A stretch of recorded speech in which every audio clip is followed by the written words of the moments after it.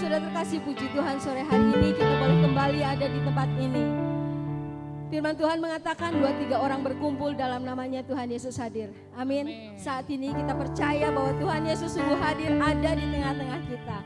Dan firman Tuhan mengatakan, di dalam Tuhan Yesus, di dalam Tuhan, semua hari adalah baik adanya. Amin Bapak Ibu. Amin. Tapi kita percaya hari ini adalah hari yang istimewa. Karena setiap anak Tuhan yang sungguh dikasihi Dia, malam hari ini berkumpul di sini di persekutuan doa Santo Paulus. Amin Bapak Ibu, kita mau memuji Tuhan, kita mau bersorak-sorai, kita mau bersuka di dalam Tuhan. Mari Bapak Ibu, saya undang bangkit berdiri, coba lihat kanan kiri, bagikan tos di kanan kiri, katakan, mari kita bersuka di dalam Tuhan.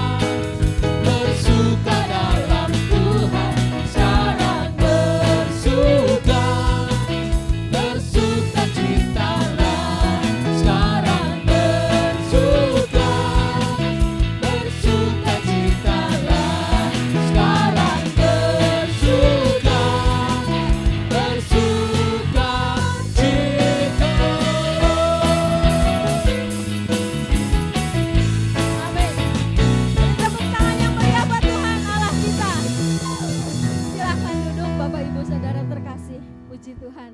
Puji Tuhan, sore hari ini sungguh luar biasa. Kita percaya Tuhan ada di tengah kita. Kita percaya malam hari ini kita semua akan mendapat berkat Tuhan luar biasa di tempat ini. Amin. Mari Bapak Ibu kita mau siapkan hati kita. Kita mau masuk di dalam hadirat Tuhan. Mari kita buka persekutuan doa kita malam hari ini dengan tanda kemenangan Kristus. Dalam nama Bapa dan Putra dan Roh Kudus. Amin. Allah Bapa yang Maha Baik, terima kasih Tuhan. Terima kasih kalau sore hari ini kami boleh kembali ada di tempat ini. Terima kasih untuk kemurahan yang Engkau berikan bagi setiap kami Bapa. Malam hari ini Tuhan, Engkau sungguh ada di tempat ini. Malam hari ini juga Tuhan, kami sungguh rindu menaikkan syukur kami di hadapan-Mu. Mengucap syukur untuk setiap kebaikan dan kemurahan-Mu dalam hidup kami. Engkau memberkati kami hari lepas hari. Engkau mengasihi kami dengan kasih-Mu. Tuhan, sungguh hati kami rindu untuk selalu terus bersyukur dan bermazmur bagi Engkau. Karena Engkau Allah yang besar. Kau Allah yang luar biasa baik. Kau Allah yang maha tinggi. Kami mau meninggikan nama-Mu Tuhan. Kami mau bersorak-sorai bagi-Mu. Kami mau penuhi hati kami, pikiran kami dengan syukur dan bermazmur bagi kemuliaan nama-Mu. Biar kemuliaan-Mu Bapa memenuhi seluruh bumi. Biar kebesaran-Mu Tuhan mengatasi seluruh bumi.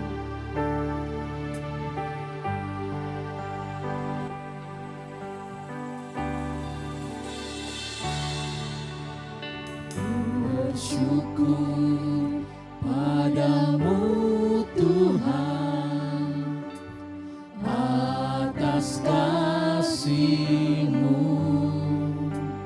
dan bermazmur bagi nama-Mu yang kudus.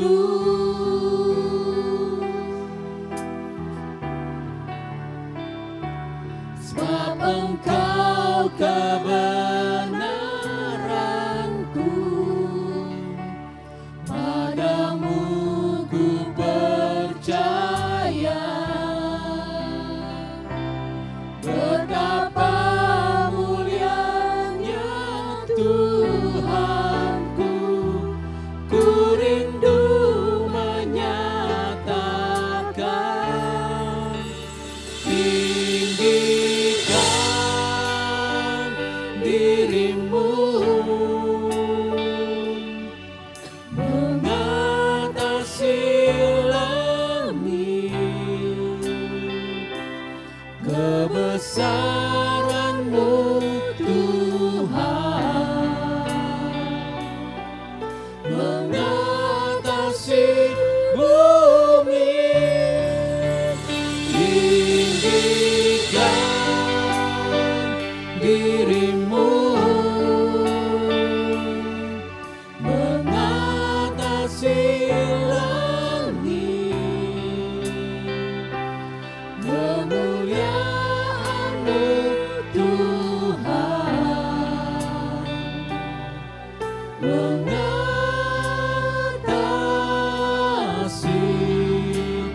bumi. Saat ini kami berdiri di hadapan-Mu Tuhan. Kami naikkan syukur kami.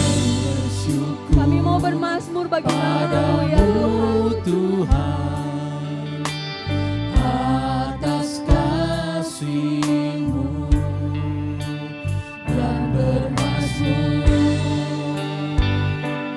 bagi nama-Mu yang kudus.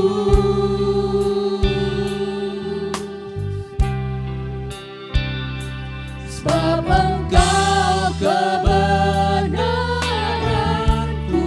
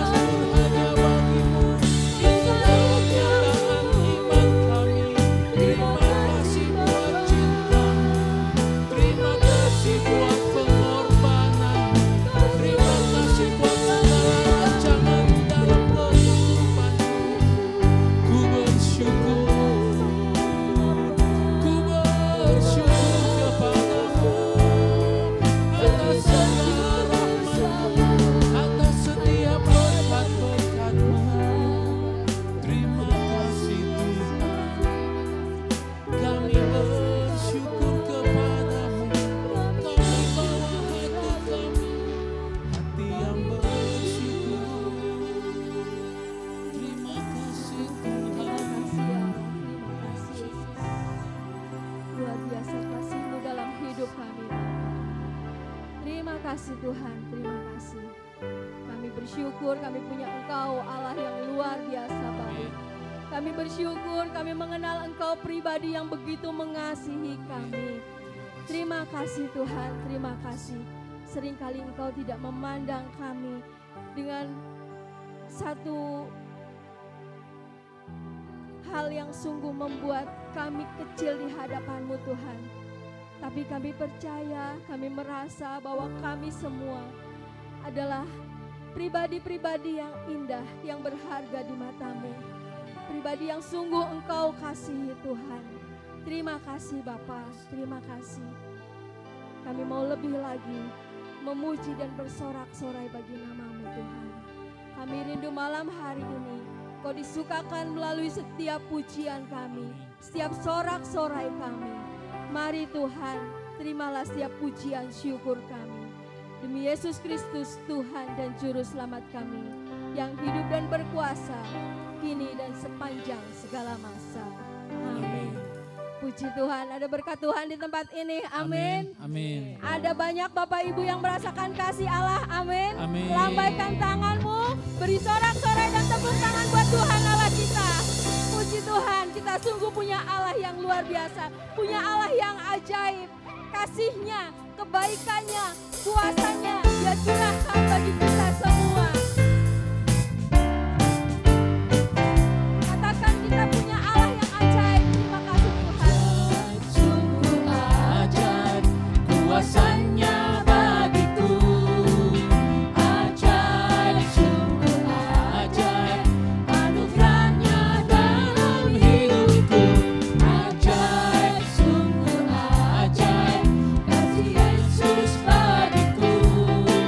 Betapa heran ku menyaksikan perbuatannya yang ajaib. Setiap hari ku menikmati berkat yang melimpah. Sepanjang hidupku merasakan kebaikannya, kasih setianya. Ajaiblah Tuhan Yesusku, ajaib selamanya. Haleluya, ku puji namanya. Ajaib, sungguh ajaib kuasanya bagiku. Ajaib, sungguh ajaib anugerahnya dalam hidupku. Ajaib, sungguh ajaib kasih Yesus bagiku. Betapa heran ku menyaksikan perbuatannya yang ajaib. Terima kasih Tuhan. Setiap hari ku menikmati berkat yang melimpah. Sepanjang hidupku merasakan kebaikannya, kasih setianya. Ajaiblah Tuhan Yesusku, ajaib selamanya. Haleluya, ku puji namanya. Sekali lagi katakan. Ajaib, sungguh ajaib kuasanya bagiku. Ajaib, sungguh ajaib anugerahnya dalam hidupku. Ajaib, sungguh ajaib kasih Yesus bagiku. Betapa heran ku menyaksikan perbuatannya yang ajaib. Betapa heran ku menyaksikan perbuatannya yang ajaib. Betapa heran ku menyaksikan perbuatannya, kasih setianya, kebaikannya dan kuasanya. Betapa heran ku menyaksikan perbuatannya yang ajaib. Bersama-sama katakan. Yesus ajaib. Puji Tuhan, beri sorak-sorai yang lebih meriah lagi buat Tuhan Allah kita. Haleluya, terima kasih Tuhan, terima kasih karena kami punya Engkau, Allah yang sungguh dahsyat, Allah yang perkasa, Allah yang ajaib, kuasanya dulu, sekarang, sampai selama-lamanya tidak berubah. Amin. Kalau dulu Allah sanggup memulihkan kita, sekarang juga Allah sanggup memberikan kemenangan bagi setiap kita. Terima kasih Tuhan, terima kasih. Sungguh hanya Engkau, Yesus Tuhan Allah yang perkasa. Allah yang perkasa, segala kuasa di tangannya. Ya Tuhan segala Tuhan, ya Raja segala Raja, kuasanya tetap sama. Yesus Tuhan Allah yang berkuasa, dulu sekarang dan selamanya. Ya Tuhan segala Tuhan, ya Raja segala Raja, kuasanya tetap sama. Ku puji Kau Tuhan dengan kekuatanku, kuasa-Mu nyata dalam hidup ini. Ku sembah Kau Tuhan, baik siang dan malam, ajaib ragam Yesus.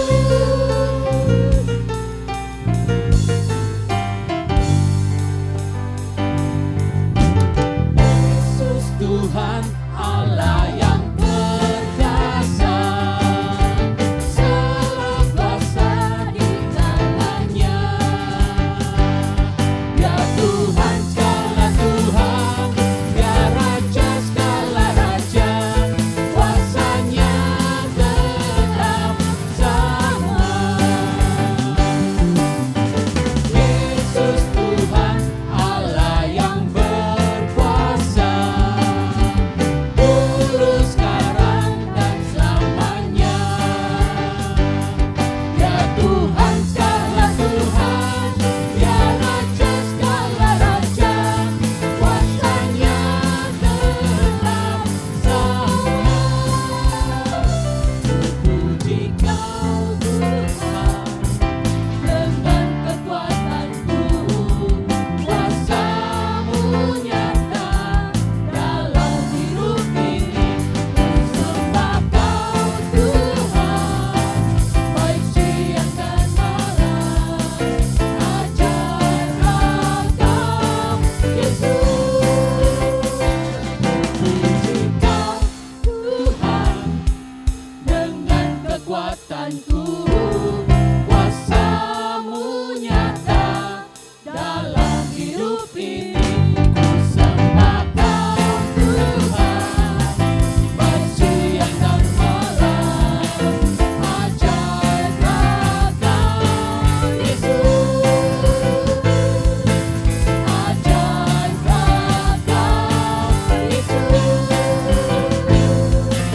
Ajaib ragam Yesus. Tuhan, bersorak-sorai buat Tuhan Allah kita. Silahkan duduk Bapak Ibu Saudara terkasih. Puji Tuhan, luar biasa sukacita Tuhan, sukacita Allah ada di tempat ini. Amin. Bapak Ibu Saudara terkasih, mari kita masuk di dalam hadirat Tuhan. Lebih lagi kita mau sadari akan kasih-Nya yang luar biasa.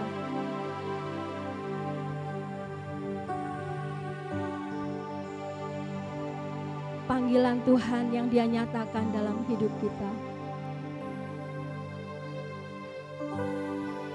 Diliputi dengan kasih, kemurahan, dan keindahannya.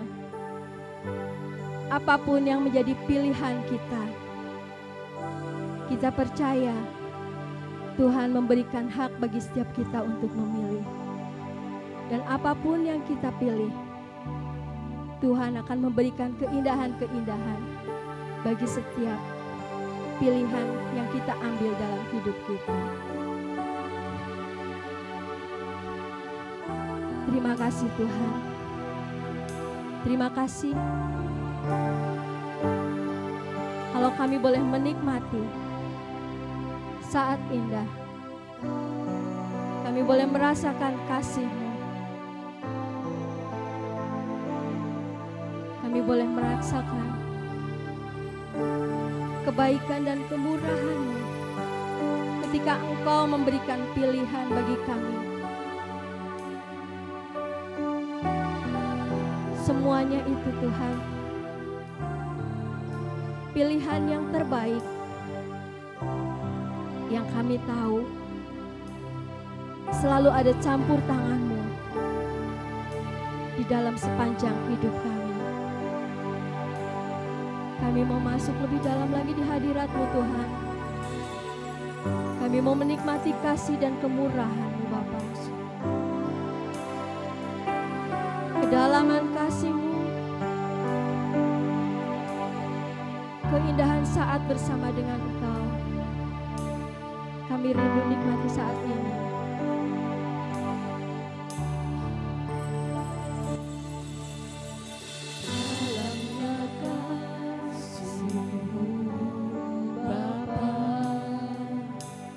Terlebih dari segalanya, pengorbanan yang termulia selamatkanku. Dengan darah yang tercurah, ampuniku atas dosa. Ku bersyukur kepadamu, oh Yesusku.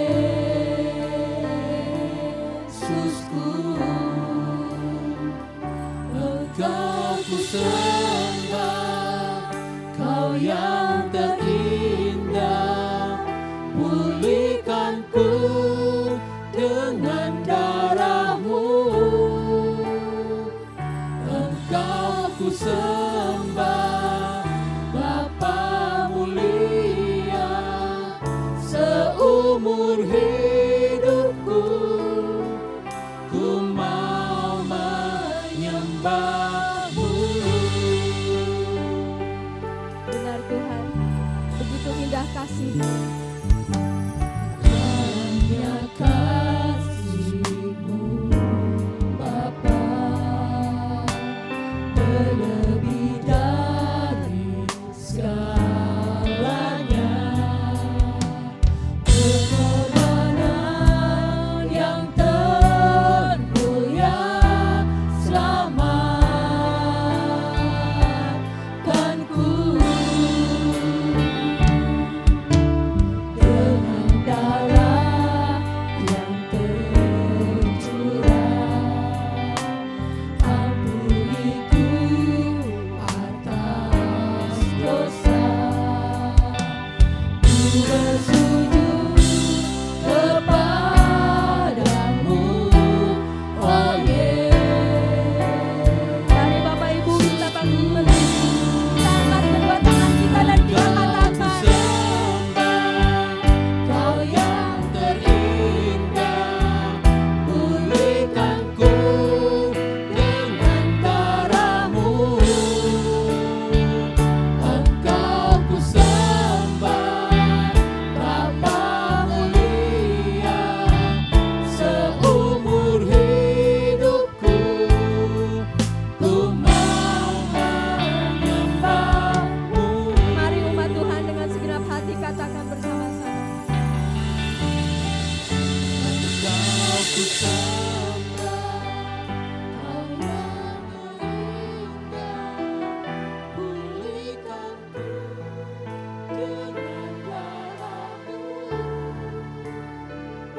Engkau ku sembah, Bapa mulia, seumur hidupku ku mau menyembah-Mu.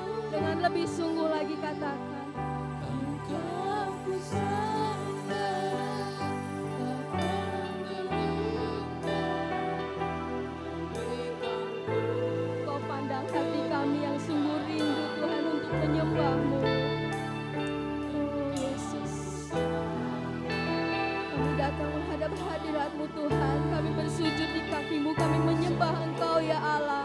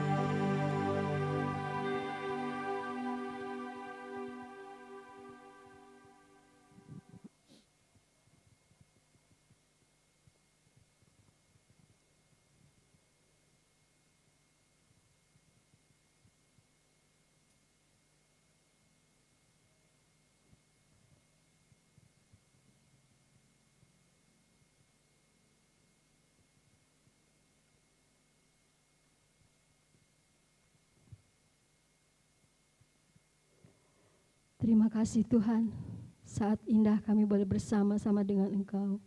Kami boleh menikmati hadirat-Mu Tuhan. Terima kasih Bapa, terima kasih. Dalam hadirat-Mu Tuhan, kami boleh menikmati sukacita. Kami boleh menikmati damai, sejahtera. Kami boleh menikmati tenang di dalam hati kami. Terima kasih Tuhan, terima kasih. Bapa, kami bersyukur, kami berterima kasih untuk anak-Mu, Bro Riko yang sudah Engkau utus ada di tengah-tengah kami malam hari ini untuk menyampaikan firman dan kebenaran-Mu Tuhan. Mari Tuhan, Engkau mau pakai anak-Mu ini. Engkau mau pakai dia untuk boleh mewartakan kasih-Mu, mewartakan kemurahan-Mu, mewartakan kebaikan-Mu bagi setiap kami yang ada di sini. Bapa, berkati anak-Mu ini Tuhan, pakai lidah bibirnya untuk menyampaikan setiap firman dan kebenaran-Mu. Terima kasih Tuhan, terima kasih. Saat ini kami mau duduk diam, kami mau dengar-dengaran Tuhan, biar kiranya Roh Kudus yang ada di dalam hati kami membuka, mencelikkan telinga rohani kami, sehingga malam hari ini setiap firman Tuhan yang ditaburkan boleh bertumbuh di tanah yang subur di dalam hati setiap kami. Terima kasih Tuhan, terima kasih Yesus, terima kasih Roh Kudus. Segala pujian, doa dan syukur ini kami naikkan kepadamu Bapa, dengan perantaran Yesus Kristus Allah kami yang hidup, kini dan sepanjang masa. Amin. Puji Tuhan. Silakan duduk Bapak Ibu Saudara terkasih.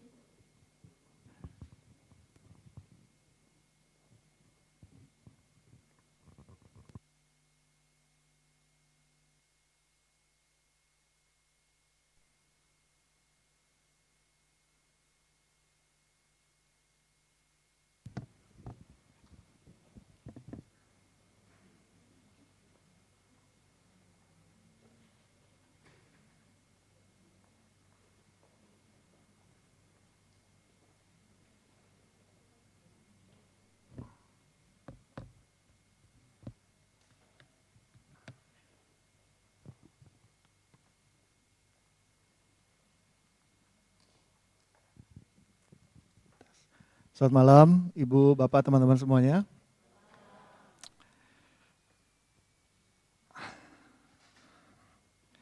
Oke, gede banget saya di situ. Oh, ini. Oke, saya akan melanjutkan yang dibawakan oleh Yurika di 2 pertemuan yang lalu di dalam seri Theology of the Body, teologi tubuh yang diajarkan oleh Santo Yohanes Paulus II. Jadi di pertemuan-pertemuan yang lalu mungkin Yurika udah banyak cerita soal teologi tubuh, audiensi dengan Paus Yohanes Paulus II tahun 79 sampai tahun 84, 129 katekese yang dibagi setiap hari Rabu dari tahun 79 sampai tahun 84, terpotong Prapaskah, terpotong Natal, dan terpotong di tengah-tengah waktu Yohanes Paulus II ditembak. Lalu dia sakit. Tetapi seluruh katekese yang dibawakan bercerita tentang teologi tubuh mau menjawab 2 pertanyaan besar. Apa artinya keberadaanku dan bagaimana caranya supaya aku hidup berbahagia. Dan Yohanes Paulus II bicara tentang bagaimana kita bisa menemukan makna hidup kita dan sukacita yang sejati lewat pemberian diri demi kebaikan orang lain. Maka pasti Yurika juga udah cerita tentang nafsu dan cinta. Cinta itu memberikan diri demi kebaikan orang lain.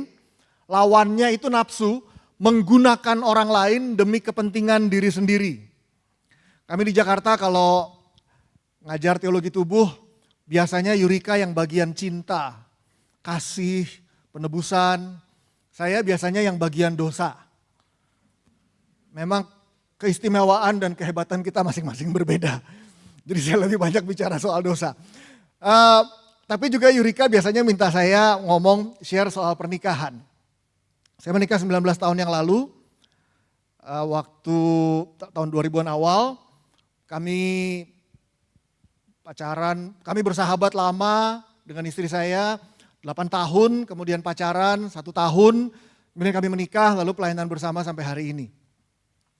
Nah hari ini yang saya mau cerita tentang panggilan hidup adalah bagaimana Yohanes Paulus II mau menjelaskan bahwa kita menemukan sukacita itu kan waktu kita memberikan diri demi kebaikan orang lain.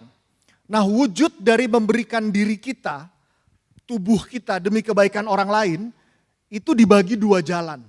Jalan yang pertama adalah jalan pernikahan, jalan yang kedua adalah jalan hidup selibat, memilih untuk tidak menikah demi kerajaan Allah. Nah, hari ini saya akan cerita soal sedikit pandangan Yohanes Paulus II tentang pernikahan lebih banyak, karena di tempat ini biasanya lebih banyak yang menikah daripada yang selibat. Lalu nanti di belakang sedikit saya akan bicara juga sedikit soal selibat. Lalu apa yang perlu kita lakukan kalau kita memahami soal pernikahan dan tentang selibat. Di tempat ini pasti ada ibu-ibu, bapak-bapak yang sudah menikah lebih lama daripada saya, lebih expert, lebih berpengalaman. Tapi mudah-mudahan hari ini sudut pandang dari Yohanes Paulus II bisa memperkaya sehingga menumbuhkan kesetiaan kita yang lebih besar pada panggilan Tuhan di dalam hidup kita. Nah, sebelumnya saya mau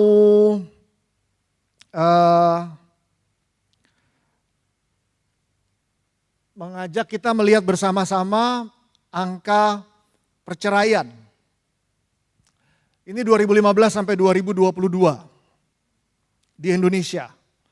Kalau kita lihat di tahun 2015 sampai 2019 angkanya naik teratur. Lalu 2019 ke 2020 angkanya turun di 2020. Kenapa turun? Karena pengadilan perceraian tutup. Kita semua di rumah. Betul? Jadi angka perceraian turun drastis. Bukan karena semua orang tiba-tiba menjadi baik. Bukan karena menjadi harmonis. Tetapi kita lihat setelah 1 tahun terkurung bersama dengan pasangan di rumah, tahun berikutnya angka perceraian hampir 2 kali lipat. Langsung melonjak 447, versi yang lain angkanya 500 sekian. Jadi setiap lembaga survei punya angka yang berbeda-beda. Jadi begitu boleh 2021 agak dibuka sedikit langsung melonjak naik dan lonjakan itu dilanjutkan terus sampai 2022. Angka perceraian terus naik. Dengar-dengar sampai tahun ini angkanya masih naik. Tetapi rekap angkanya belum keluar. Jadi kita lihat bahwa angka perceraian di Indonesia cukup tinggi. Katanya menurut data. Nah, daerah mana sih yang tingkat perceraiannya itu paling tinggi di Indonesia? Ada yang tahu? Wah, pinter.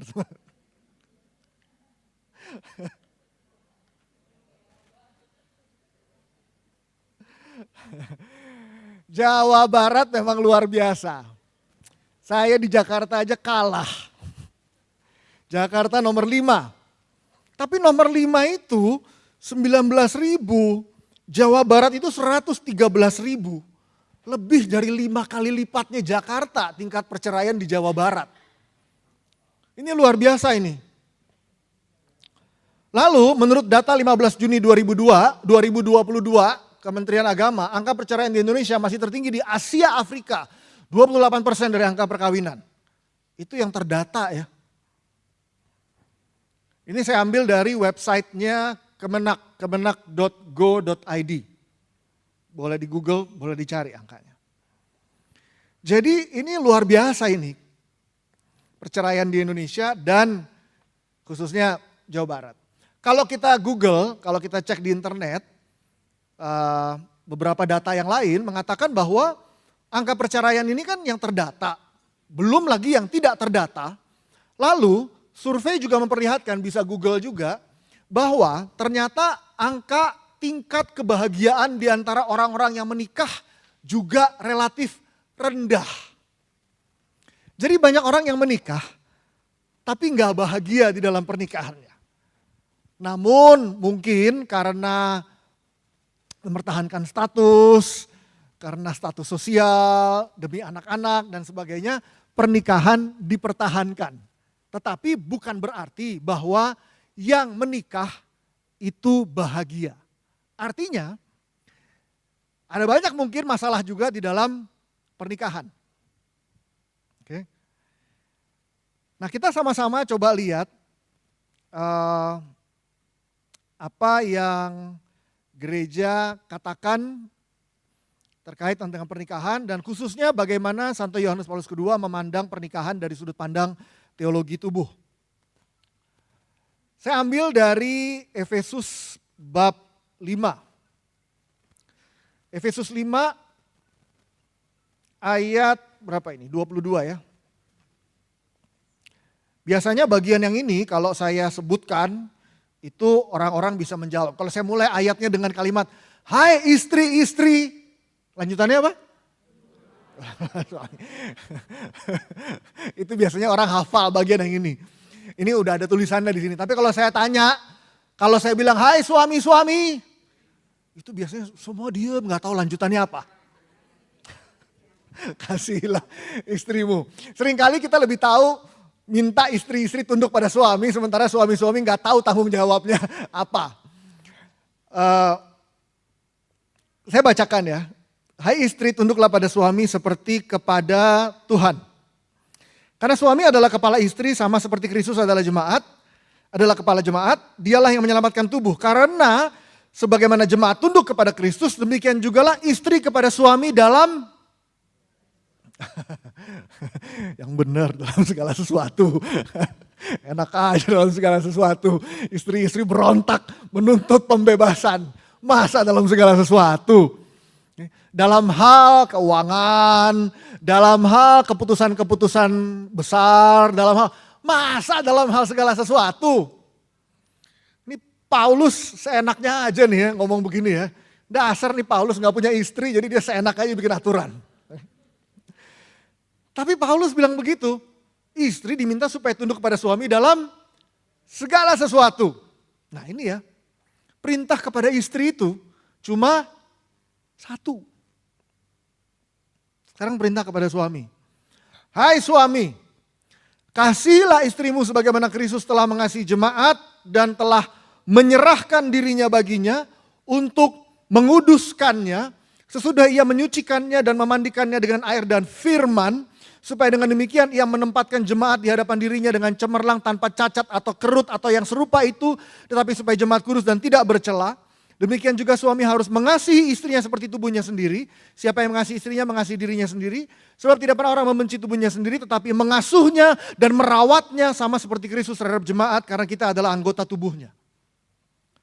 Karena itu laki-laki akan meninggalkan ayahnya dan ibunya dan bersatu dengan istrinya sehingga keduanya itu menjadi satu daging. Saya selalu katakan, tugas kepada istri cuma satu. Tapi tugas kepada suami luar biasa banyaknya. Saya mundur dulu sebelum saya bicara lebih lanjut soal ini. Ada yang familiar dengan cerita Adam dan Hawa? Tuhan bilang semua yang ada di taman ini boleh kamu makan buahnya kecuali pohon pengetahuan yang ada di tengah. Buahnya gak boleh dimakan. Adam tahu, Hawa juga tahu ya. Lalu ular datang.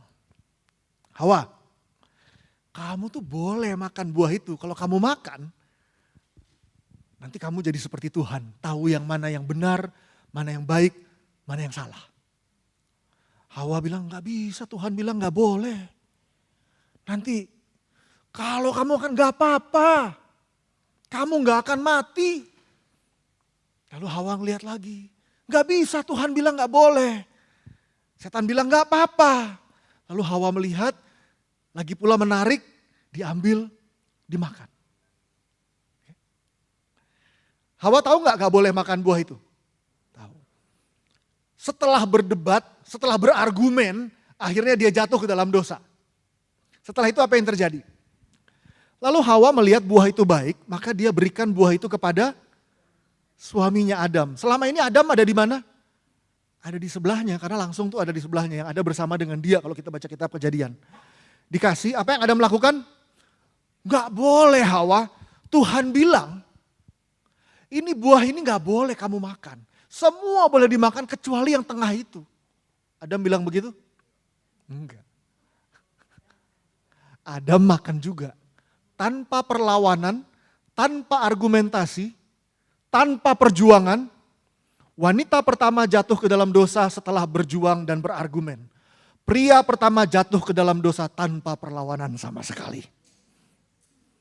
Tanpa perlawanan sama sekali. Mungkin suaminya pikir begini, daripada ribut soal buah doang, mendingan gua makan ini buah. Males banget soal buah aja mesti berantem sama istri gua. Tapi ini bukan masalah buah, ini masalah taat sama Tuhan. Dan sampai hari ini kita lihat, seringkali istri-istri lebih berjuang untuk hidup benar daripada suami-suami. Istri-istri seringkali lebih mengingatkan suaminya pergi ke gereja. Istri-istri seringkali lebih mengajak suaminya untuk terlibat pelayanan. Istri-istri seringkali berdoa suaminya bertobat supaya suaminya datang kepada Tuhan. Istri-istri yang ngajak suaminya pelayanan. Istri-istri yang ngajak suaminya datang untuk Bible sharing. Istri-istri yang berjuang untuk yang benar. Sementara suami-suami seringkali merasa bahwa dirinya tugasnya cuma satu. Menghasilkan duit. Selesai. Kalau ada duit, ada harga diri. Kalau nggak ada duit, suaminya kehilangan harga diri dan mulai uring-uringan dan mulai marah-marah. Kalau diajak ngobrol langsung marah dan gampang meledak. Karena harga dirinya tidak melekat pada Tuhan, tapi melekat pada uang. Dan dosa Adam dan Hawa terbawa sampai hari ini. Kita lihat seringkali yang istri-istri lebih berjuang untuk hidup benar. Saya nggak bilang nggak ada suami yang berjuang hidup benar ya. Suami yang ada di ruangan ini semuanya berjuang untuk hidup benar. Yang di luar yang nggak mungkin. Yang di luar. Yang di sini semuanya benar. Bayangin 6:30 ada di sini memuji-muji Tuhan, luar biasa. Nah, itu yang terjadi, itu manusia yang berdosa. Tapi Paulus bilang sebetulnya nggak begitu. Karena seharusnya suami itu punya tugas yang luar biasa. Maka kalau kita lihat, istri suruh tunduk pada suami, tapi suami harus menjadi kepala sama seperti Kristus terhadap jemaatnya. Apa yang Kristus lakukan terhadap jemaatnya, itu tugas suami. Apa yang Kristus lakukan terhadap jemaatnya? Mengasihi jemaat. Kata suami-suami, iyalah aku mengasihi istriku, aku banting tulang pagi siang sore malam kan buat istri dan anak. Okay? Yang kedua, menyerahkan dirinya baginya, mengorbankan diri. Kalau dikatakan Yesus menyerahkan diri bagi jemaat, artinya Yesus mengorbankan dirinya di kayu salib buat kita semuanya. Suami-suami punya tugas tanggung jawab untuk berkorban sampai mati demi istrinya. Kalimat berikutnya, untuk menguduskannya. Sesudah ia menyucikannya dengan memandikannya dengan air dan firman. Artinya tugas suami adalah membersihkan istrinya dengan air dan firman. Jadi siapa yang harus ngerti firman pertama-tama? Suami atau istri? Suami. Yang pertama-tama punya tanggung jawab untuk baca kitab suci, tahu firman Tuhan dan menjalankan firman Tuhan pertama-tama adalah suami. Supaya dengan demikian, ia menempatkan jemaat di hadapan dirinya. Ini kan Paulus ngomongnya pindah-pindah nih ya. Karena kan suami seperti Kristus kan. Maka kadang-kadang Paulus ngomong seakan-akan kepada suami atau kadang-kadang tentang Kristus. Tapi dua-duanya ini sebetulnya sama. Karena suami adalah seperti Kristus. Supaya dengan demikian, ia menempatkan jemaat di hadapan dirinya. Yesus menempatkan jemaat di depan dirinya dengan cemerlang tanpa cacat atau kerut atau yang serupa itu, tetapi supaya jemaat kudus dan tidak bercela. Tugasnya Yesus adalah memastikan bahwa jemaatnya itu kudus dan tidak bercela di hadapan dirinya. Maka tugas suami adalah menempatkan istrinya kudus dan tidak bercela di hadapan Yesus. Kekudusan istri adalah tanggung jawab suami. Husbands, bapak-bapak, suami-suami, tugas kita memastikan istri kita jadi santa. Kudus, tidak bercela, tidak berkerut, cemerlang tanpa cacat. Kinclong, harga lotion mahal, night cream. Glowing. Tugas suami memastikan bukan hanya wajahnya yang glowing, tapi hati istri juga glowing di hadapan Tuhan. Maka pertanyaannya adalah Yohanes Paulus kedua menantang kita semua suami-suami. Berapa banyak dari suami-suami yang berjuang supaya istrinya hidup kudus?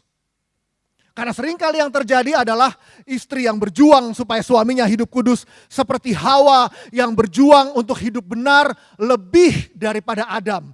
Padahal harusnya yang terjadi adalah suami yang berjuang hidup kudus lebih supaya dia bisa membawa istrinya menjadi tanpa cacat, tanpa celah, cemerlang, tanpa kerut, glowing di hadapan Tuhan. It is your job, husbands, to make your wife a saint. Satu hari nanti kita ketemu sama Tuhan, Tuhan akan tanya ke kita semuanya, suami-suami, istrimu mana?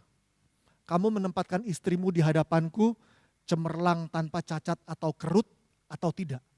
Kamu menjalankan tanggung jawabmu tidak sebagai suami?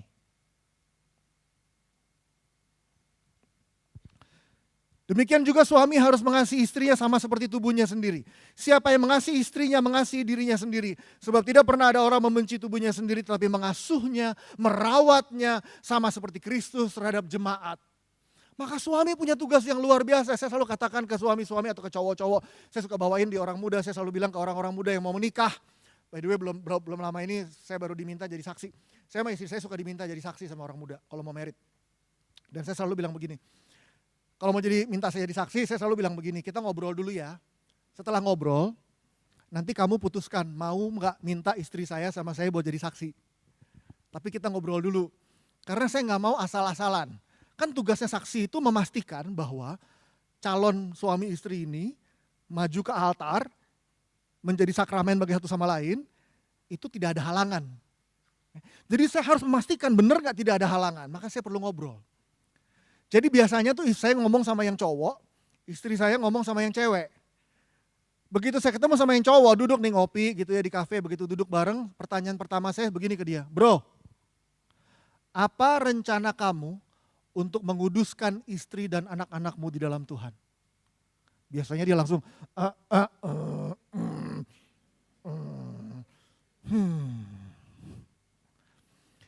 Saya bilang sama dia, kalau kamu nggak tahu jawabannya, kamu pulang dulu, pikirin dulu, ngobrolin dulu sama calon istri kamu. Kalau kamu udah tahu jawabannya, kamu datang lagi, baru kita ngobrol lagi. Karena kalau kamu nggak tahu gimana caranya menguduskan istri dan anak-anakmu di dalam Tuhan, kamu tidak siap menjadi suami. Karena tugas suami yang pertama-tama adalah menjadi seperti Kristus yang menguduskan istrinya. Kita suami-suami, cowok-cowok seringkali jatuh ke dalam tipuan iblis. Kita tuh seakan-akan jadi cowok tuh ya tugas kita cuma jadi mesin cetak uang. Kalau uang gak cukup baru rasanya gak bertanggung jawab. Saya bukan bilang kalau uang cukup berarti udah hebat atau gak usah kerja cari uang ya, enggak. Yesus juga harus menyediakan bagi jemaatnya. Tetapi bukan cuma menyediakan makanan di atas meja, tetapi juga menyediakan sarana pengudusan bagi istri dan anak-anaknya. Tapi kita cowok-cowok ini digempur sama iblis, direduksi, dikecilkan nilai kita, sehingga kita merasa seakan-akan tugas kita itu cuma jadi menghasilkan uang. Padahal tugas kita pertama-tama jadi cowok bukan menghasilkan uang, tapi menghasilkan santo santa. Istri kita jadi orang kudus dan anak-anak kita jadi orang kudus di hadapan Tuhan. Maka gak heran ayat berikutnya 32, rahasia ini besar, tetapi yang aku maksudkan ialah hubungan Kristus dan jemaat.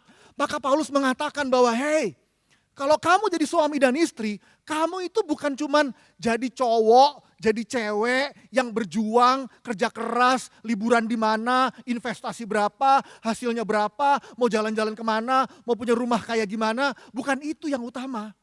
Yang utama adalah kamu bersama-sama suami dan istri itu menampakkan Kristus dan jemaatnya. Supaya kalau orang ngelihat Pak Sutri, orang itu ngelihat, ini nih cinta Tuhan yang seperti ini. Seperti inilah Kristus dan jemaatnya.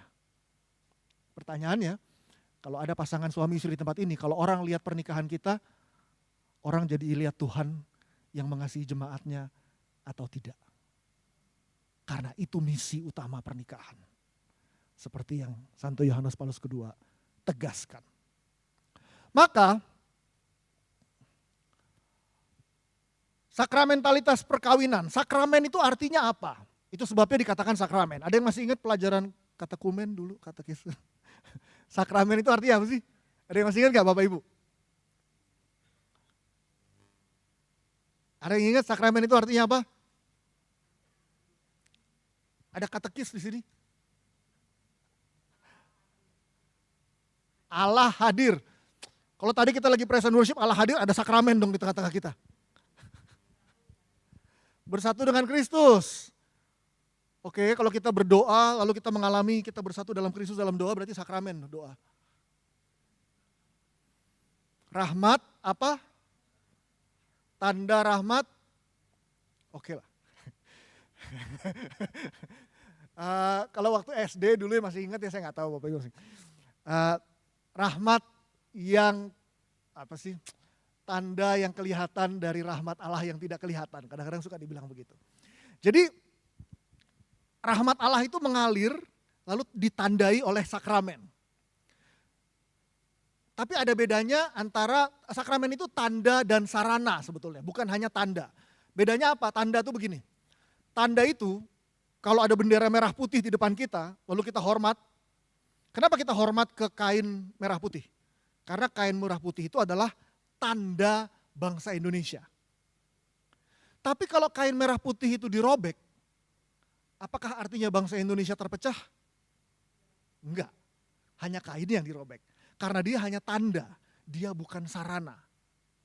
Sakramen itu tanda dan sarana, misalnya baptis. Waktu air itu direciki, di kepala misalnya, begitu air itu menyentuh dahi, pada saat yang bersamaan rahmat Allah mengalir di dalam diri orang yang dibaptis. Tandanya lewat air dan sarana. Begitu air itu menyentuh dahi, pada saat itu rahmat Allah masuk di dalam hatinya. Tanda, tapi bukan cuma tanda, sarana. Karena air itu sendiri bukan cuma tanda, air itu sudah diberkati sehingga air itu sendiri membawa kehadiran Allah di dalam diri orang yang menerima sakramen. Pernikahan adalah sakramen. Kenapa? Karena pernikahan itu tanda dan sarana. Semua sakramen di gereja itu diberikan oleh imam, kalau ada yang perhatian, kecuali sakramen perkawinan. Tidak diberikan oleh imam. Imam hanya menyatakan bahwa pernikahan ini sah. Itu sebabnya kalimatnya saling menerimakan sakramen perkawinan. Kenapa? Karena aku menjadi sakramen bagi istriku, istriku menjadi sakramen bagi aku. Jadi waktu suami dan istri atau calon suami istri itu saling mengucapkan janji, itu dia sedang menyerahkan dirinya. Memberikan diriku demi kebaikan pasanganku. Cinta memberikan diri demi kebaikan yang lain. Suami memberikan diri demi kebaikan istri, dia menjadi tanda kehadiran Allah dan sarana kehadiran Allah bagi istrinya. Begitu juga istri menjadi tanda kehadiran Allah dan sarana kehadiran Allah bagi suaminya. Dengan demikian, suami dan istri bersama-sama menjadi sakramen. Dan secara istimewa, tanda ini diwujudkan lewat Kristus dan mempelainya. Maka ada perbedaan yang mendasar antara, kalau bahasa Indonesia itu orang suka bilang janji nikah. Tapi kalau dalam bahasa Inggris itu istilah yang dipakai itu kalau janji kan promise ya. Bukan promise, tapi covenant. Ada perbedaan antara covenant dan kontrak. Kontrak itu bilang barang ini menjadi milikmu, barangmu menjadi milikku. Kontrak, jual beli barang. Uang ini untukmu, barang itu untukku, itu kontrak. Tapi covenant itu bukan pertukaran barang, tapi pertukaran pribadi. Aku menjadi milikmu, kamu menjadi milikku. Beda ya? Aku menjadi milikmu, kamu menjadi milikku. Dengan demikian, suami dan istri memberikan dirinya secara utuh bagi satu sama lain. Pemberian diri itulah Yohanes Paulus II katakan cinta. Waktu suami dan istri saling memberikan diri bagi satu sama lain. Makanya, kalau suami istri saling memberikan diri bagi satu sama lain, dan masing-masing menjadi tanda kehadiran Allah bagi pasangannya, suami menjadi Allah yang hadir bagi istri, istri menjadi Allah yang hadir bagi suami, maka cintanya istri kepada suami dan cintanya suami kepada istri itu harus merupakan cintanya Allah. Bukan cintaku, tapi cinta Allah bagi pasanganku, cinta Allah melalui pasanganku bagi aku. Nah, cintanya Allah, kata Yohanes Paulus kedua di dalam teologi tubuh, ada 4 karakternya, ciri-cirinya. Yang pertama bebas. Ini diambil dari Yesus yang mati di kayu salib. Waktu dia mati di kayu salib itu Yesus membuat pilihan yang bebas. Enggak dipaksa. Enggak ada yang maksa Yesus buat mati di kayu salib. Dia membuat pilihan bebas. Maka suami dan istri harus bebas. Enggak bisa dipaksa sama orang tua. Kalau ibu bapak atau ada yang menikah belum lama masih ingat waktu kanonik sama imam suka ditanya-tanya ya, kamu kenapa sih suka sama dia? Gitu. Lalu, oh karena begini mau kita jawab. Sebetulnya si Romo ingin tahu orang ini mau menikah itu paksaan atau enggak sih? Karena supaya sakramen itu sah harus merupakan pilihan bebas. Karena Allah mengasihi dengan bebas. Bebas lalu total. Yesus tuh mati di kayu salib total. Gak ada yang disimpan buat dirinya sendiri. Setia sampai akhir.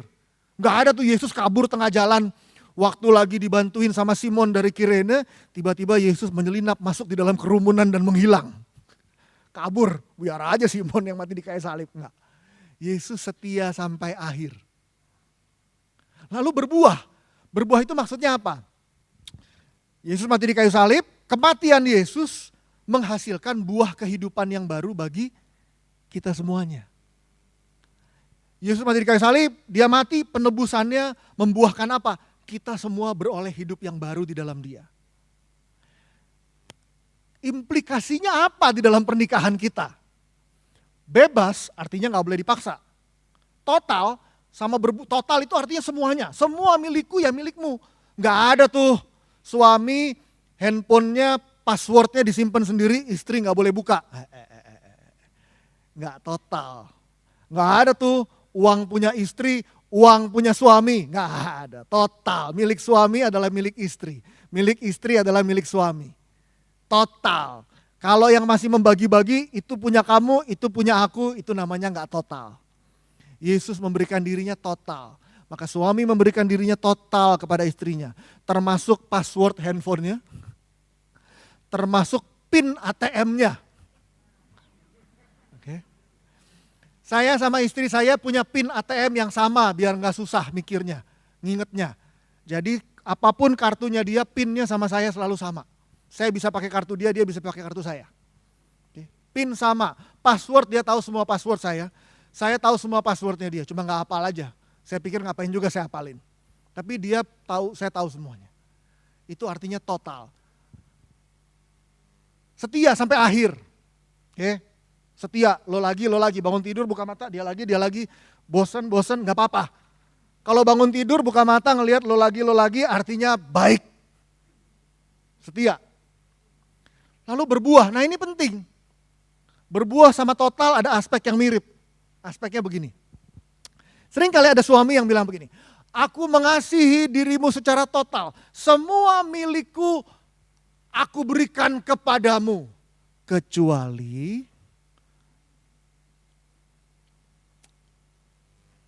atau istri juga bisa. Semua diriku aku berikan kepada suamiku kecuali kesuburanku. Makanya waktu having sex pakai alat kontrasepsi. Atau suami semuanya aku berikan kepadamu secara total kecuali benih kehidupan, sperma. Enggak, pakai alat kontrasepsi aku gak mau berikan kepadamu. Itu sebabnya gereja menentang penggunaan kontrasepsi. Karena kontrasepsi tidak mengungkapkan kasih sejati Allah dari istri ke suami dan dari suami ke istri. Begitu juga dengan berbuah. Itu sebabnya pernikahan suami dan istri selalu bicara soal keberbuahan. Maka Katekismus Gereja Katolik mengatakan artikel 163, 1643, 1645 dan 1652 mengatakan satu selamanya tidak terceraikan dan terbuka pada kehidupan. Maka biasanya kalau masih ingat yang kanonik sama Romo sebelum menikah suka ditanya sama Romo, kamu mau punya anak berapa sih? Sebetulnya imam pengen tahu terbuka gak sih pada kehidupan. Kalau dia bilang gak mau Romo, kami sepakat sama-sama tidak pernah mau punya anak. Biasanya diajak ngobrol lebih jauh. Kalau dia kekeh gak mau juga, maka tidak diluluskan kanoniknya. Karena sakramen menjadi tidak sah. Maka itu sebabnya gereja berangkat dari sakramentalitas inilah suami dan istri dipanggil untuk tidak terceraikan satu selamanya dan selalu terbuka pada kehidupan. Ya kalau selalu terbuka kehidupan nanti anaknya ada kesebelasan dong. No. Ada banyak metode di dalam gereja. Ada banyak metode di dalam gereja. Oke, saya lanjut dulu.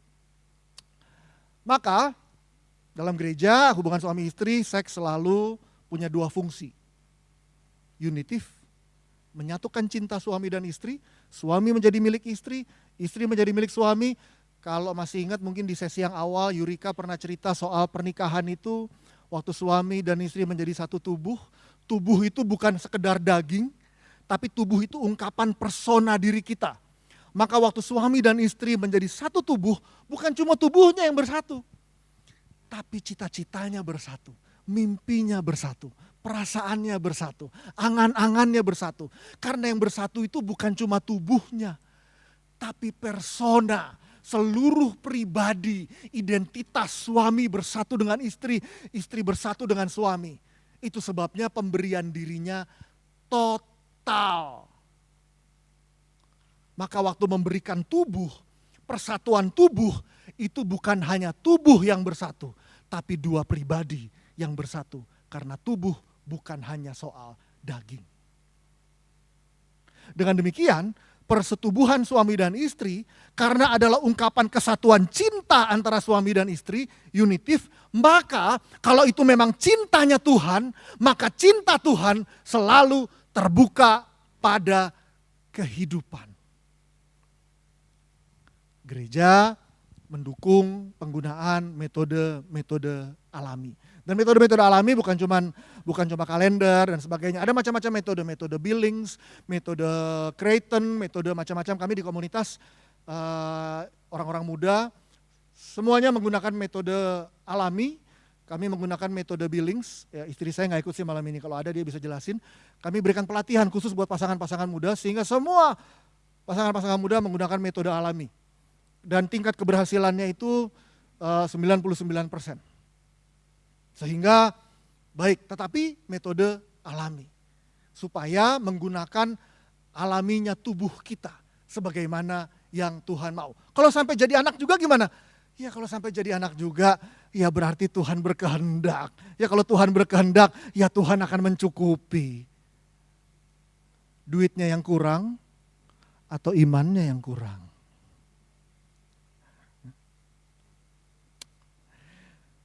Kalau gitu, kalau kita hanya fungsinya unitif dan prokreatif, ini kalau cowok-cowok suka nanya nih, kalau saya lagi bawain sesi ini ke orang-orang muda gitu.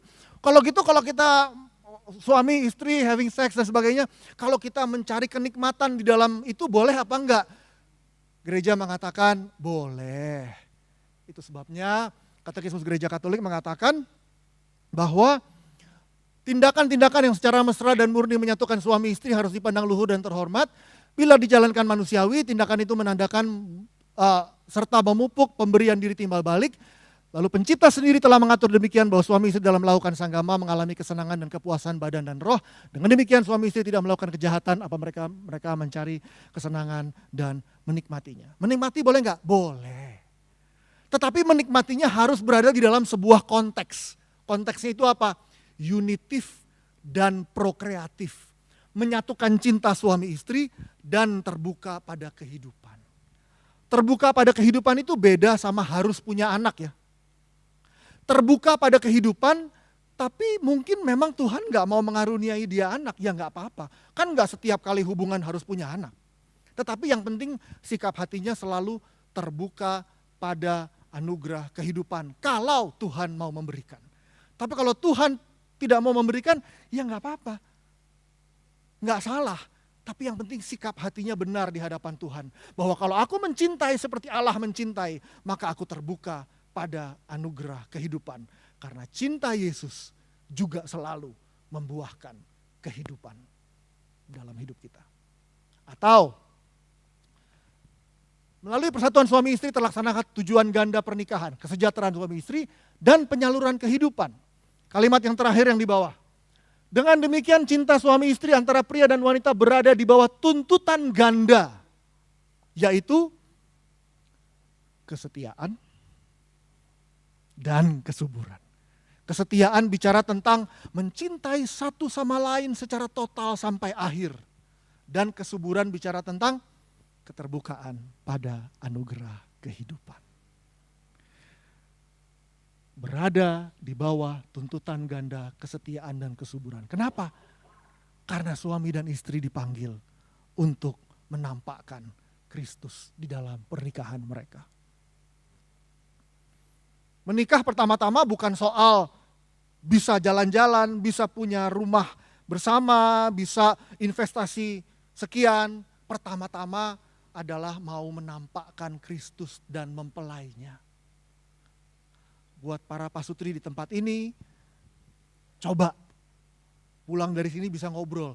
Pernikahannya ini kalau orang lihat, itu orang jadi inget cinta Tuhan gak sih? Karena ini perutusan kita, suami istri, kita diutus untuk menjadi saksi di tengah-tengah dunia. Sehingga kalau orang melihat pasangan suami istri, orang ingat akan cinta Tuhan yang besar. Pernikahan kita seperti itu atau tidak? Saya masuk ke selibat. Yohanes Paulus kedua mempertanyakan ini. Kalau menikah itu sakramen, kok selibat bukan sakramen? Pernah mikir gak sih ibu bapak? Menikah itu sakramen. Kok selibat gak ada sih sakramen selibat? Orang memutuskan mengucapkan kaul aku mau selibat selama-lamanya. Maka menerima sakramen selibat. Gak ada sakramen selibat. Kenapa gak ada sakramen selibat? Yohanes Paulus kedua bicara soal ini waktu dia mengajarkan teologi tubuh. Dia bilang begini. Pertama-tama, waktu orang memilih buat gak menikah, itu ada tempatnya.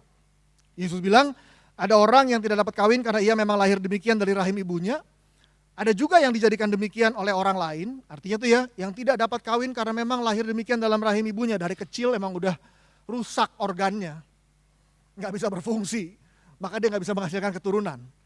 Tapi ada juga yang demikian dijadikan oleh orang lain, pergi perang, lagi duduk ada bom jatuh, duar, rusak organnya, gak bisa kawin dia.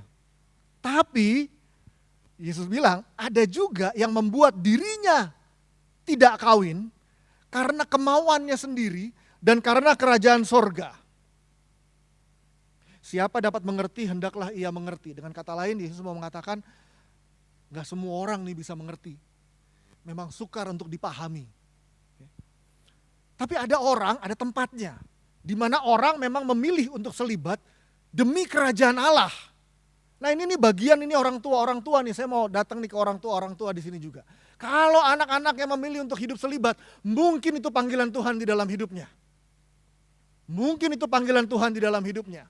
Dan jangan sampai kita menjadi orang tua yang menghalangi anak-anak kita untuk menanggapi panggilan Tuhan di dalam hidupnya.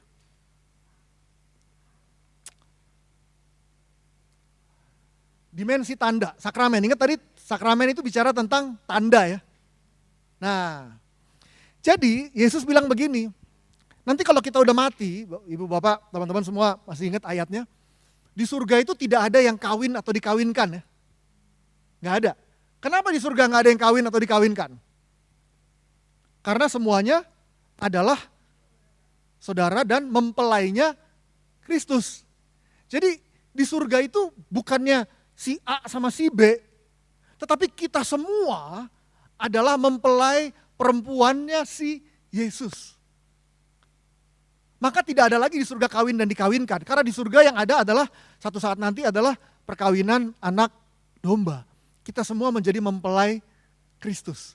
Sehingga di surga tidak lagi kawin atau dikawinkan. Di dunia ini suami dan istri itu menjadi tanda akan Kristus dan mempelainya. Di dunia ini, suami dan istri itu menjadi tanda akan satu hari nanti di sorga, Kristus dan mempelainya. Kalau mau tahu nanti, satu hari nanti, Kristus dan mempelainya itu seperti apa? Lihatlah pasangan suami istri hari ini.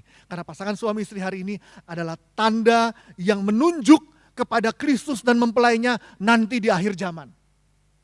Tanda yang menunjuk kepada nanti di akhir zaman. Tapi sekarang saya tanya sama ibu bapak. Kalau saya dari Jakarta nyetir ke Bandung, di jalan tol ada tanda. Bandung sekian kilometer. Kenapa? Karena saya belum sampai di Bandung. Tapi begitu saya sampai di Bandung, ada nggak tulisan? Bandung 0 kilometer. Nggak ada. Karena kalau sudah sampai di Bandung, tidak butuh lagi tanda yang mengatakan Bandung 0 kilometer. Betul ya? Nggak butuh lagi tanda. Orang yang memilih untuk hidup selibat, dia sudah menghidupi akhir zaman. Tidak kawin dan tidak dikawinkan, tetapi aku adalah mempelai Kristus. Kalau dia sudah sampai di situasi akhir zaman, di mana tidak lagi kawin dan dikawinkan, tidak butuh tanda. Maka tidak butuh sakramen. Maka tidak ada sakramen selibat. Karena selibat itu mau mengatakan bahwa dia menjalankan hidup seperti nanti di sorga di akhir zaman. Semua tidak kawin dan tidak dikawinkan dan semuanya menghidupi dirinya sebagai mempelai Kristus. Maka kalau dia sudah sampai di sana, tidak butuh tanda lagi. Maka tidak dikatakan sakramen kalau orang selibat. Karena orang yang memilih untuk selibat demi kerajaan Allah, dia sudah menghidupi kenyataan akhir zaman nanti di sorga bersama dengan Yesus. Maka kalau hari ini ibu bapak ada yang anak-anaknya dipanggil untuk hidup selibat demi kerajaan Allah, itu dipanggil secara istimewa oleh Tuhan untuk tidak kawin dan tidak dikawinkan seperti realita di sorga. Dan itu adalah panggilan yang indah, panggilan yang agung, panggilan yang mulia, panggilan yang luar biasa. Itu sebabnya dimensi tanda mengajarkan kita bahwa selibat bukan sakramen. Karena selibat sudah sampai di tujuan. Sementara kita yang lain yang menikah, karena belum sampai di tujuan, kita menjadi tanda yang mengingatkan orang akan tujuan. Atau Yohanes Paulus kedua juga memberikan analogi seperti gini. Kalau kita mau makan, pergi makan tuh kalau kita mau makan enak, kalau kita mau makan all you can eat gitu ya, malam, siang tuh gak makan. Supaya apa? Supaya malam bisa makan banyak. Atau kalau misalnya ada hidangan pembuka, lalu ada main course, ada makanan utama. Makanan utamanya enak banget. Supaya bisa makan makanan utama yang enak banget banyak, hidangan pembukanya di skip. Gak mau deh hidangan pembuka. Gue langsung aja deh ke situ. Orang yang memilih untuk hidup selibat mengatakan bahwa saya skip aja deh yang pernikahan. Saya langsung tidak kawin dan dikawinkan seperti satu saat nanti di akhir zaman menjadi mempelai Kristus.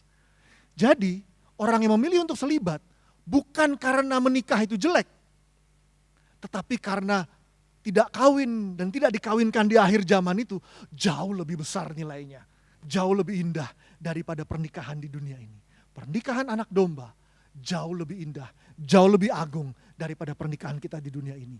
Maka orang yang selibat mengatakan, saya mau skip pernikahan di dunia ini karena saya mau langsung menghidupi kenyataan akhir zaman di mana saya menjadi mempelai Kristus. Ibu bapak, kalau ada anak-anak yang terpanggil buat hidup selibat, dorong, dukung, doakan. Karena Tuhan punya rencana yang indah buat mereka. Maka, itu sebabnya, itu dalam bahasa gereja, bahasa kerennya dimensi eskatologis. Eskaton itu tentang akhir zaman. Maka orang-orang yang hidup selibat itu punya panggilan yang mulia. Punya panggilan yang luar biasa. Dan bersama-sama dengan suami dan istri, sama-sama dipanggil untuk hidup kekudusan. Kekudusan lewat pernikahan dan kekudusan lewat selibat. Dua-duanya adalah panggilan kekudusan. Maka catatan akhir buat kita semua, saya akan tutup dengan ini. Maka PR-nya apa buat kita semuanya? Kalau saya ngomong ke orang-orang muda, Saya selalu katakan, apalagi ke jomblo-jomblo, saya suka bilang, maka persiapkan diri kita buat menikah. Tapi kalau saya ngomong di depan ibu bapak semua di tempat ini, maka pesannya adalah yang pertama tetap berjuang buat hidup kudus. Kalau ada di tempat ini, pasutri-pasutri berjuang buat hidup kudus. Kalau ada yang selibat di ruangan ini, maknai hidup selibatmu sebagai panggilan yang agung bersama dengan Tuhan. Tetapi panggilan ini adalah panggilan supaya kita hidup suci. Yang kedua, saya melayani banyak di orang muda itu banyak yang takut menikah. Saya nggak tahu ibu bapak. Banyak yang takut menikah, takut komitmen. Kenapa? Karena dia lihat contoh mama papanya di rumah. Banyak pernikahan-pernikahan yang membuat orang muda takut menikah. Karena melihat orang tuanya, melihat om dan tante berantem, melihat koko punya pernikahan, melihat Pak D, Bude punya pernikahan, banyak berantem, banyak perceraian, melihat angka statistik, lalu takut untuk menikah. Kenapa? Karena seringkali pasangan suami istri tidak menjadi teladan sukacita, kekudusan, pernikahan.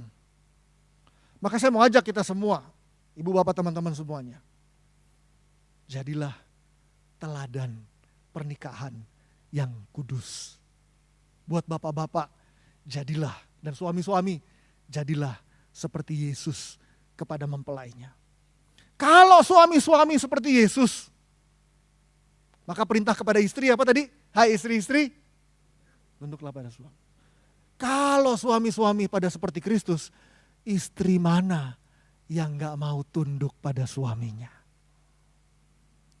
Tapi jangan suami-suami menuntut istrinya tunduk seperti diinjak-injak kalau dirinya gak seperti Kristus yang menjalankan tanggung jawabnya. Suami-suami perlu ambil tanggung jawab untuk menjadi seperti Kristus. Bagaimana kita sebagai suami menguduskan istri dan anak-anak kita di dalam Tuhan. Orang suka bilang, oh suami pemimpin bagi istrinya. Betul. Betul, saya nggak bilang bahwa istri-istri jangan takut kalau dibilang bahwa suami adalah pemimpin dari istri-istri. Kenapa? Karena Yesus memperlihatkan apa artinya jadi pemimpin. Yesus memimpin murid-muridnya. Apa yang Yesus lakukan? Membasuh kaki murid-muridnya. Kalau suami-suami dipanggil untuk menjadi pemimpin bagi istrinya, artinya suami-suami dipanggil untuk membasuh istri kalian, istri kita semua. Supaya istri-istri dikuduskan dan tahu bahwa dirinya berharga, dicintai oleh Tuhan. Dan karena mereka tahu betapa mereka dicintai, mereka berubah dari hari ke hari, ke hari, ke hari, menjadi semakin kudus. Kalau suami mencintai seperti Kristus mencintai, maka jadilah teladan. Orang-orang muda hari ini butuh teladan. Melihat pasangan-pasangan suami istri yang hidup suci, yang bersuka cita di dalam pernikahannya, yang gak sedikit-sedikit cemberut, yang gak sedikit-sedikit marah-marah, ngomel-ngomel. Karena orang muda ingin terinspirasi oleh pasangan-pasangan suami istri yang senior, orang tuanya.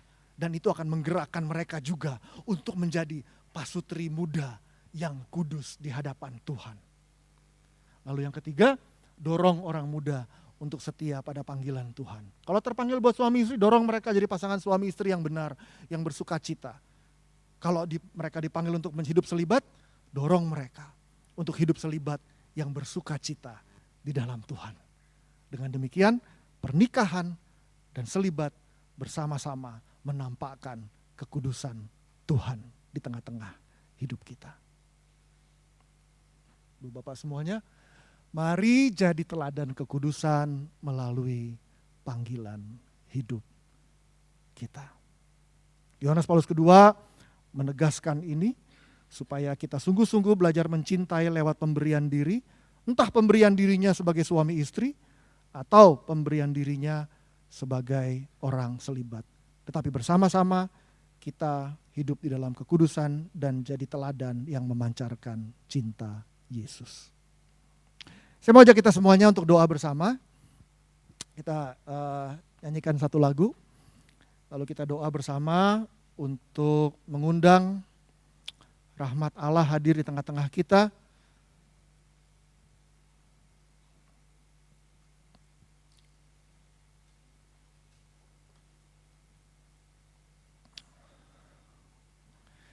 Saya mau ajak kita semua menyanyikan lagu Tetap Setia. Mestinya sebagian besar sudah tahu lagunya, lagu lama. Tapi jadikan lagu ini sebagai doa kita dan jadikan lagu ini sebagai ungkapan kesetiaan kita pada panggilan Tuhan dalam hidup kita. Dan kita mohon agar kasih karunia dan kebaikan Tuhan meneguhkan, menyembuhkan, memulihkan, dan menguatkan langkah kita bersama. Selidiki aku.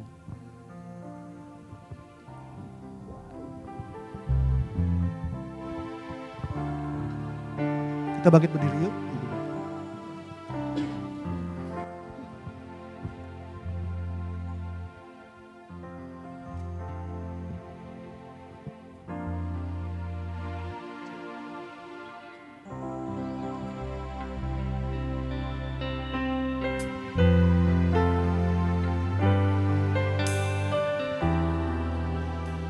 Tuhan yang Maha Baik, kami datang kepadamu malam hari ini Tuhan, membawa hati dan hidup kami. Membawa berbagai situasi dalam hidup kami Tuhan, kehidupan pernikahan, kehidupan selibat, apapun panggilan yang Tuhan taruh dalam hati kami. Kami mohon kasih dan rahmat-Mu memenuhi hati kami agar kami tetap setia mengikuti panggilan-Mu di dalam hidup kami.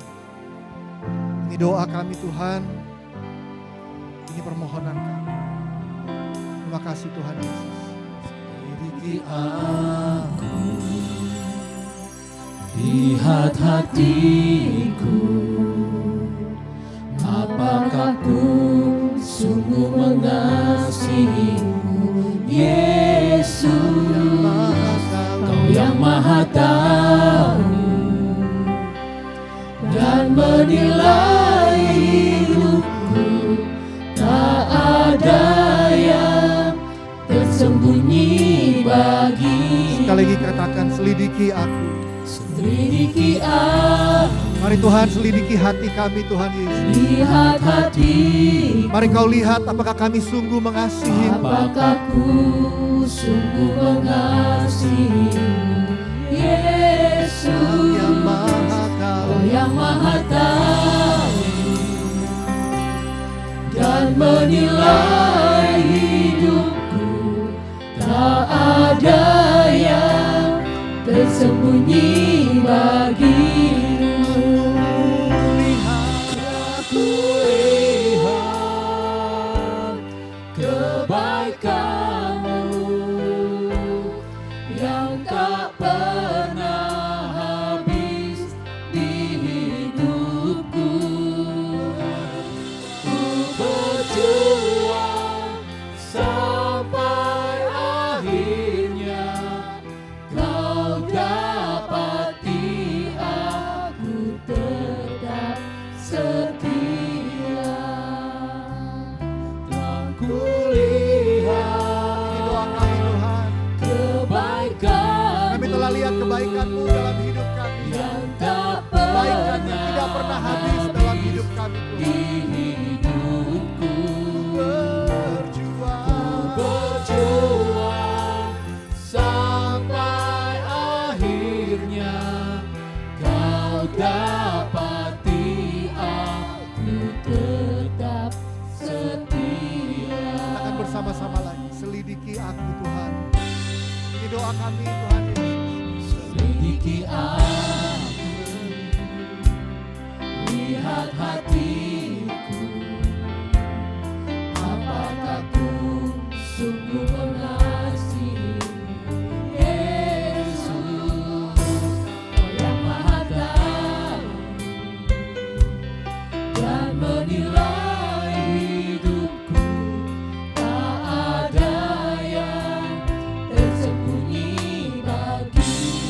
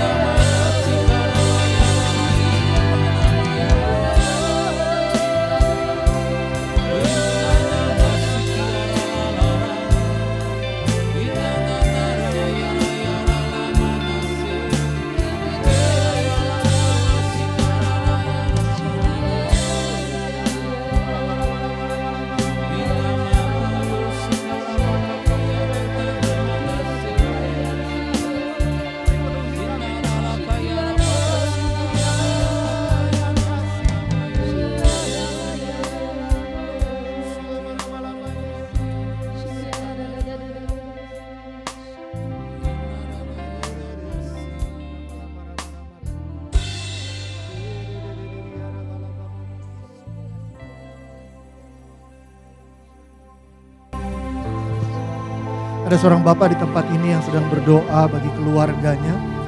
Ia sedang menceritakan kekhawatirannya kepada Tuhan. Dan Tuhan mengatakan, jangan takut sebab seluruh keluargamu berada di dalam tangan pemeliharaanku. Akulah satu-satunya jaminan bagi hidupmu.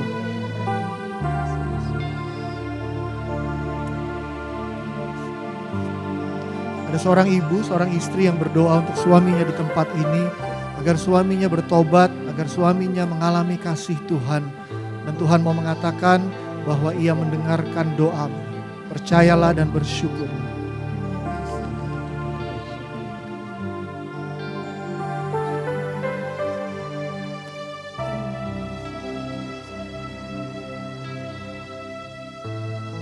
Ada beberapa yang sedang berdoa untuk kebutuhan ekonomi di tempat ini. Ada pergumulan, ada kekhawatiran, dan beberapa sedang mempersembahkan berbagai ketakutannya kepada Tuhan. Dan kepada ibu bapak ini Tuhan mengatakan, percayalah kepadaku, tidak ada satupun doa yang kau persembahkan kepadaku yang sia-sia. Aku Tuhan yang telah mendengarkan doamu.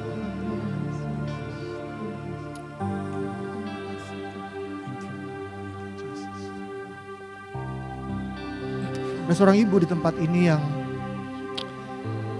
mengalami kesepian dan hari-hari dalam hidupnya di rumah ia suka menangis sendirian karena merasa dia nggak tahu harus berbuat apa lagi. Tapi malam hari ini Tuhan berdiri di hadapanmu dan Tuhan katakan, aku akan mengubah duka citamu menjadi sukacita yang baru. Percayalah kepadaku, harapanmu di dalamku tidak akan sia-sia.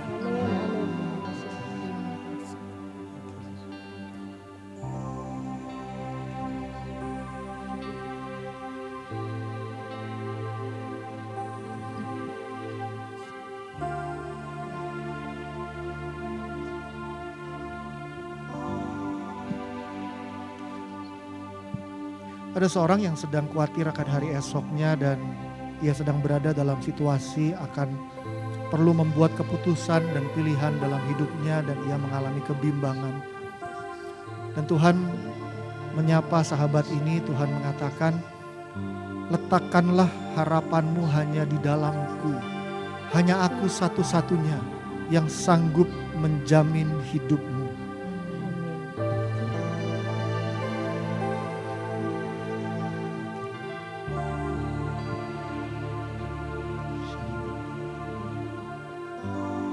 Tuhan, kami berdoa Tuhan malam hari ini.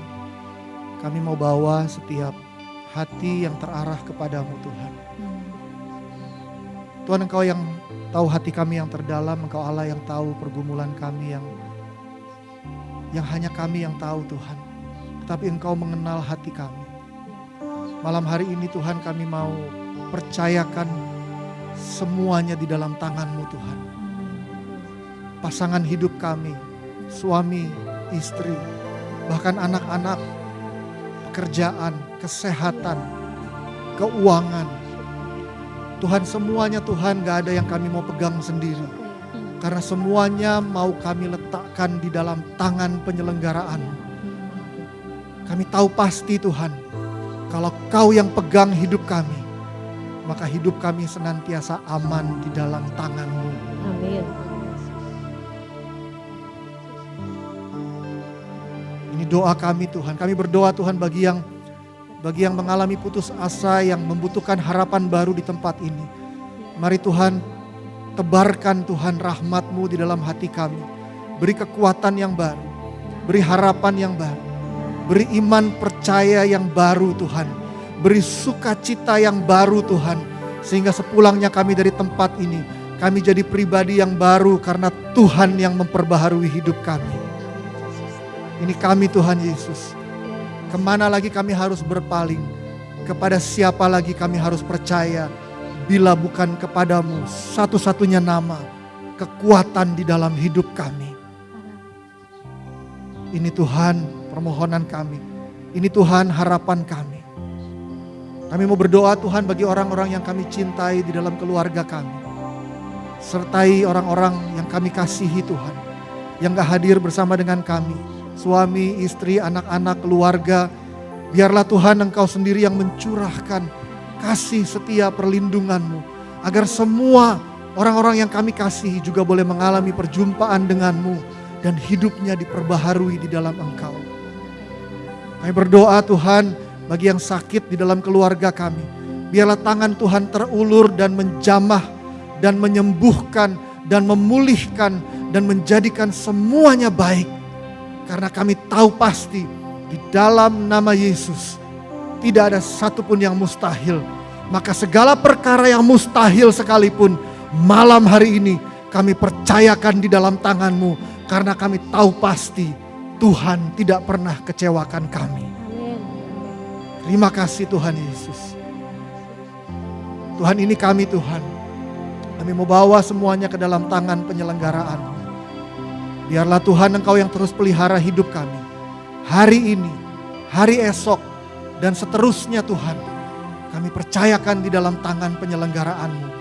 Karena kami yakin dan percaya orang-orang yang takut akan Tuhan, yang hidup, berjuang hidup benar di dalam Engkau, Tuhan akan senantiasa tidak akan pernah membiarkan hidup kami kekurangan.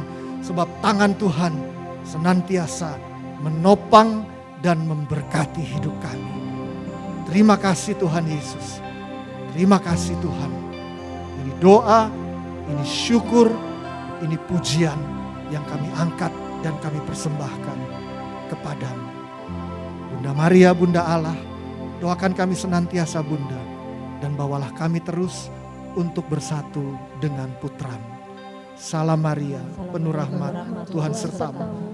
Terpujilah engkau di antara wanita, dan terpujilah buah tubuhmu Yesus. Santa Maria, Bunda Allah, doakanlah kami yang berdosa ini, sekarang dan waktu kami mati. Amin. Demi nama Bapa dan Putra dan Roh Kudus. Amin.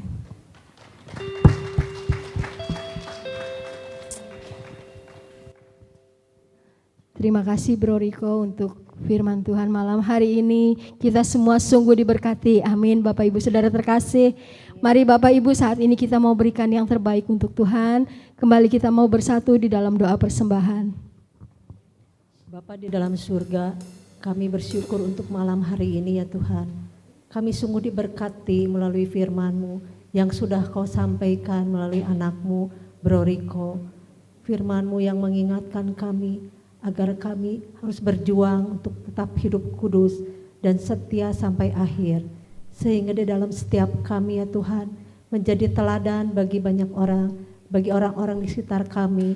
Sehingga orang-orang dapat melihat cinta Allah di dalam setiap kehidupan kami. Amen. Terima kasih Tuhan, saat ini kami juga bersatu hati untuk Bro Riko. Kiranya Engkau memberkati kesehatannya, Engkau juga memberkati keluarganya, Engkau memberkati juga pekerjaannya, terlebih juga untuk pelayanannya. Engkau pakai Bro Riko semakin hebat lagi ya Tuhan, sehingga banyak orang yang rindu datang kepadamu. Dan sebentar kami Tuhan akan memberikan persembahan yang terbaik. Kiranya Kau sucikan dan kuduskan setiap persembahan ini. Semuanya ini hanya untuk kemuliaan nama Tuhan dan untuk memperluas kerajaan surga. Doa ini kami panjatkan hanya di dalam satu nama Tuhan Yesus Kristus, Allah yang hidup kini dan sepanjang masa. Amin. Amin. Mari Bapak Ibu Saudara terkasih, kantong persembahan akan diedarkan. Kita mau tetap memuji Tuhan, kita mau katakan Tuhan, kami mau persembahkan hidup kami untuk menyenangkan hati-Mu selalu.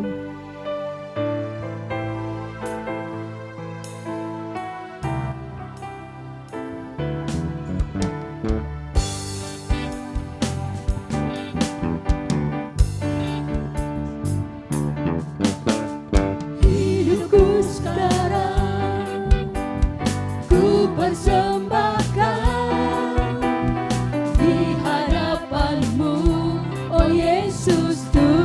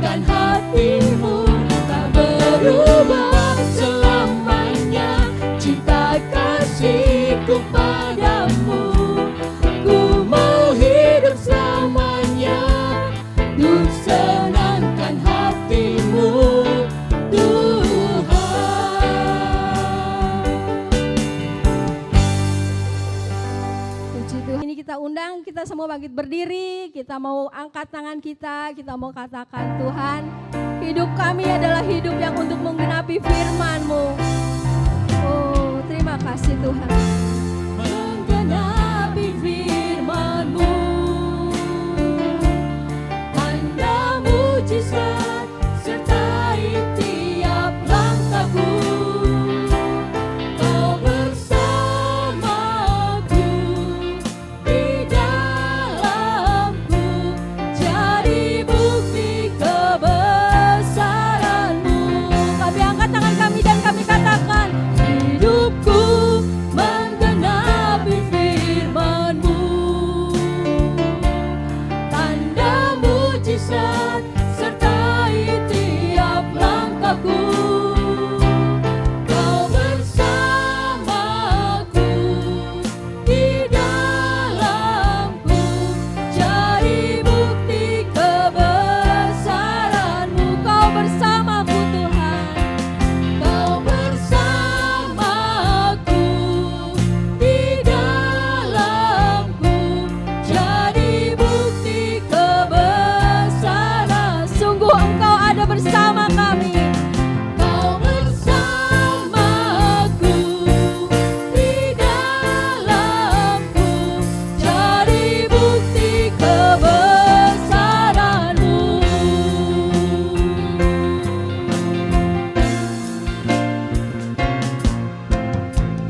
Terima kasih Tuhan, terima kasih untuk setiap tanda mujizat yang selalu Engkau berikan di dalam setiap langkah hidup kami.